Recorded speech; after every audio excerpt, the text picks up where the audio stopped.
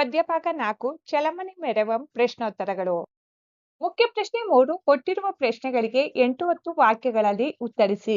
ಪ್ರಶ್ನೆ 1 ಭೀಷ್ಮ ಮತ್ತು ದುರ್ಯೋಧನರ ನಡುವಿನ ಸಂಭಾಷಣೆಯ ಸ್ವಾರಸ್ಯವನ್ನು ವಿವರಿಸಿ. ಉತ್ತರ: ಮಹಾಭಾರತ ಯುದ್ಧದಲ್ಲಿ ತನ್ನೆಲ್ಲ ಸಹೋದರರನ್ನು ಆಪ್ತ ಮಿತ್ರನಾದ ಕರ್ಣನನ್ನು ಕಳೆದುಕೊಂಡ ದುರ್ಯೋಧನನು ತನ್ನ ತಂದೆ ತಾಯಿಯ ಅಪೇಕ್ಷೆಯಂತೆ ರಣರಂಗದಲ್ಲಿ ಶರಶಿಶೆಯಲ್ಲಿ ಮಲಗಿದ್ದ ತಾತ ಭೀಷ್ಮರ ಸಲಹೆಯನ್ನು ಪಡೆಯಲು ಬರುತ್ತಾನೆ.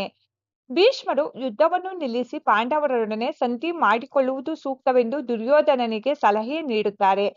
ಭೀಷ್ಮರು ದುರ್ಯೋಧನನಿಗೆ ನೀನು ಒಪ್ಪುವೆಯಾದರೆ ಪಾಂಡವರನ್ನು ಒಪ್ಪಿಸಿ ಒಪ್ಪಂದ ಮಾಡಿ ಇಂದಿನ ನಡೆಯುವ ಹಾಗೆ ಮಾಡುವೆನು ಎಂದು ಹೇಳುತ್ತಾರೆ.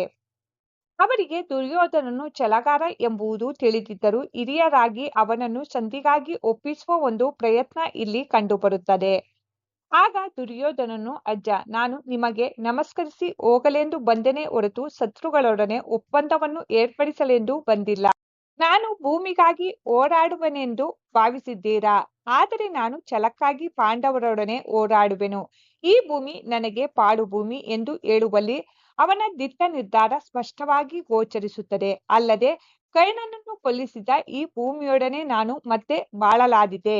ನನ್ನ ಪ್ರೀತಿಯ ಗೆಳೆಯನನ್ನು, ನನ್ನ ಪ್ರೀತಿಯ ತಮ್ಮನನ್ನು ಕೊಂದ ಅರ್ಜುನ ಭೀಮರು ಬದುಕಿರುವವರೆಗೆ, ನನ್ನ ದೇಹದಲ್ಲಿ ಪ್ರಾಣ ಇರುವವರೆಗೆ ನಾನು ಸಂಧಿಯನ್ನು ಒಪ್ಪುವುದಿಲ್ಲ.